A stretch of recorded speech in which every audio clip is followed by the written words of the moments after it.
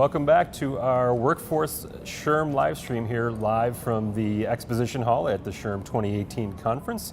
Excited to have you back here, and I'm excited to have our final interview subject for the first day of SHRM here, Alex Alonso, the Chief Knowledge Officer at SHRM. So welcome and thank you for joining us, Alex. Thank you, Mike. We really love having you here, and we're grateful that you're here, and I'm looking forward to our chat. Yeah, excellent.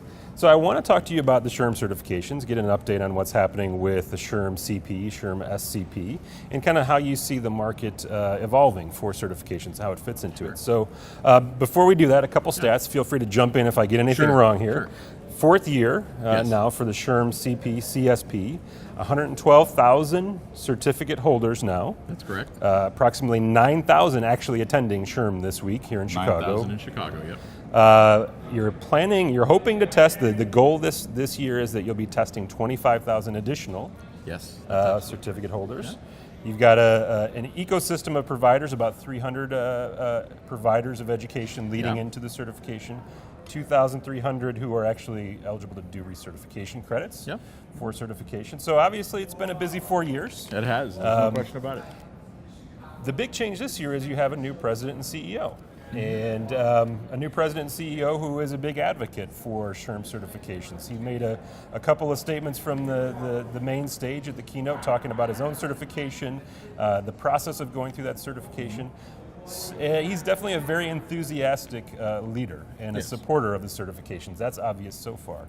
How has it been different having Johnny C. Taylor sort of be the champion? How has he helped champion and advocate for SHRM certifications? Well, I'll share with you that it's interesting because we had a great champion before also in Hank Jackson, but with Johnny, he's lived the experience and he humanizes the experience, and it really brings to life what it is that people are experiencing themselves. And so we're seeing a great opportunity to kind of help personalize certification for individuals and really think more broadly about certification and professional development.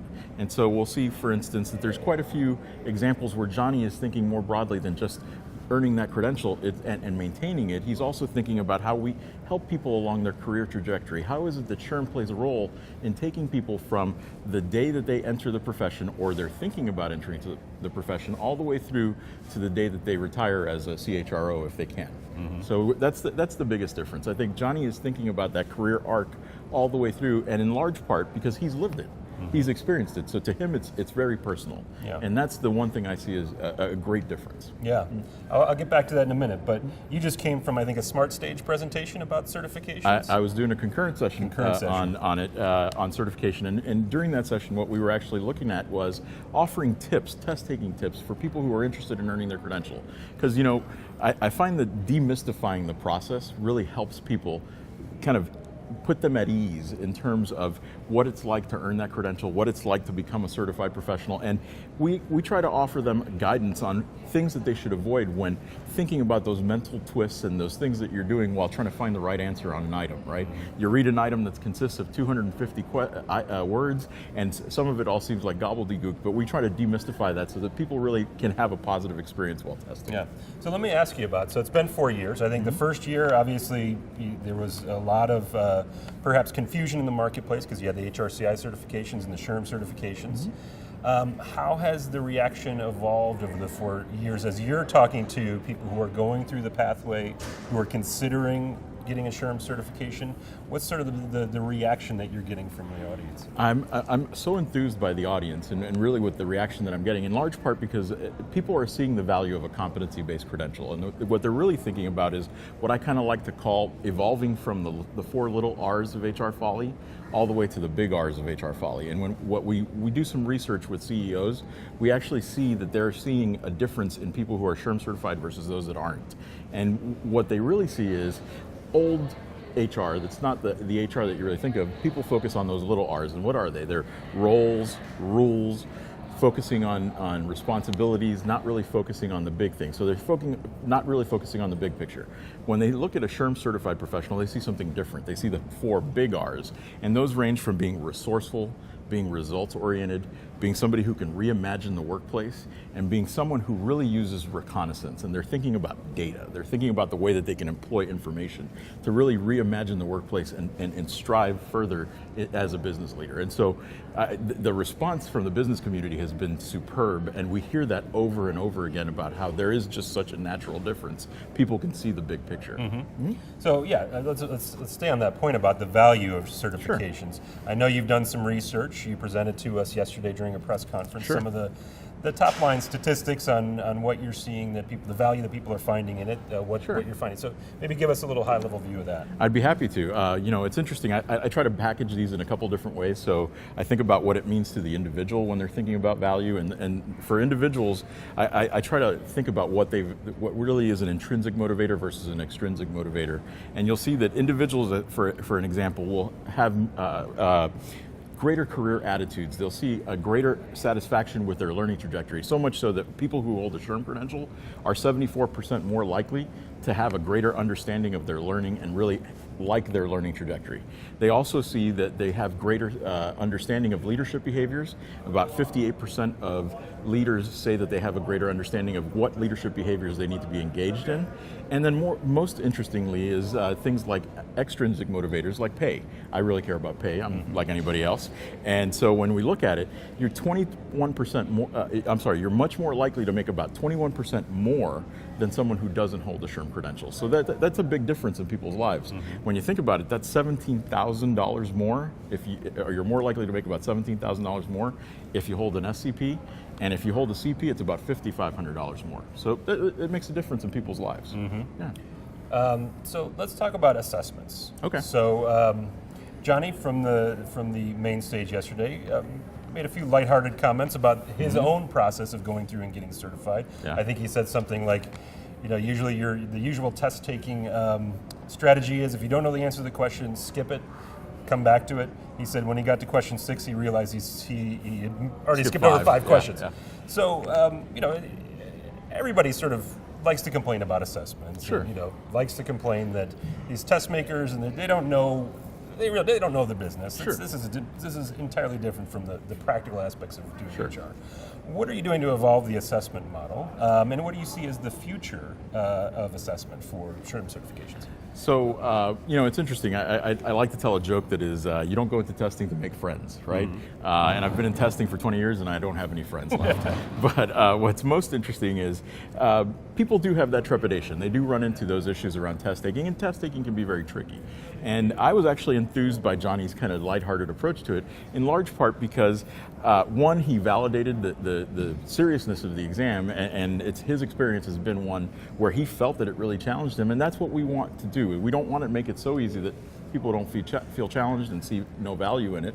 But by the same token, there is great value in it because you're learning from the process. And to me, that learning experience is the most critical thing. But we seek to evolve the testing experience because we want to serve as many people as possible and be as accessible as possible. So in the future, we're going to be evolving into things like video-based situational judgment exams, so that we're asking people to actually immerse themselves in a simulation. So you're documenting in a way that they actually can apply this. Yes, exactly. And then we're also doing a greater emphasis on what we've done from the beginning, which is really involving real life HR professionals in the assessment development from the beginning to the end. And we're doing extra layers of validation on the back end to ensure that we're capturing real life world experiences, which is really what we want. So, so we're looking to evolve the program as much as possible to really make it as accessible and help people have a positive testing experience. All right. So just real quickly, talking about accreditation, you gave us an update on the accreditation process for the SHRM certifications. Can you kind of give us our audience out here is watching a sense of what's happening with accreditation? Obviously, it's 4 years. It seems like a long time, but in the accreditation world, that's actually not that long of a time. No, it is not. In fact, one of the questions that I field all the time is, are you seeking out other accreditations? Are you seeking global accreditations? And the answer is we're always seeking global accreditations. In particular, what we're looking at, though, is that you have to have a series of operations and an extensive record of operations before you can seek those. That said, we've earned one of the highest standards in the world of testing, that is the Burroughs Accreditation. And we started with stage 1, which said said, this is the program outline, this is the way we approach testing, this is the way that we operate, and we laid out our specifications for all that. And then what happened is we achieved that accreditation, then had a second stage which says on a yearly basis you're going to commit to living to that operational protocol, and you're going to commit to that specification, and you're going to do what you say you do. And we submit a report every year indicating that you do that. There is no other accreditation program in the world that does that. Every other one does it either 5 or 10 years. We do it every year because we want to commit. Okay. Let's talk a little bit about competition in the market. So I think I want to touch on competition from 3 different areas. Let's start with looking at it from a professional development standpoint. How does getting a SHRM certification fit with maybe, or how do you see it fitting with other professional development opportunities? So why would I, if I'm a HR professional looking to up my game, why would I choose to go the SHRM certification route when maybe I could spend my time getting an MBA, going a higher education route? What do you see as the advantage in those cases? So in many cases, what we're seeing is that there's a complementary nature, right? There's a compensatory nature that exists with the SHRM certification and an MBA or some other kind of credential. And what we're seeing specifically is that an MBA will give you a lot of the book learning that you need, and will give you a lot of the preparation you need, but an experiential credential like the SHRM CP or the SHRM SCP will really provide you with a stamp that you've lived the experiences necessary to do that. Now, when I think about this kind of the way that we approach this, whether it be through higher ed, other credentials, what we see is that there is a great trend in professional development that says that people are trying to stack as many different kind of components and learning and competencies as much as possible. So when we think about competency-based education and the way people are approaching their development, we view this as something that gives them a great foundation but also supports their development or adoption of other credentials. And so we're very much interested in trying to partner with other groups to ensure that we're doing as much as possible to help people develop themselves for the customized work that they have to do. Okay. All right, so then let's talk about SHRM CP, SHRM SCP, HRCI, PHRS, PHR. There's, 4 years ago when you launched certification, there was already a big player in the market, that being HRCI. How do you see SHRM certifications stacking up against the PHR and SPHR, which have been around for quite a while? Sure. Well, I can't speak to other credentials. I won't speak to other credentials, but I will say that what we're seeing when we receive market feedback is there are 2 things that really stand out. One is the competency-based approach is really geared more towards not just somebody's development as an HR professional, but rather as a business operator. The competencies that we highlight in our competency model and in our certification are all geared very much towards the business leadership model and layer on beautifully to other different kinds of careers.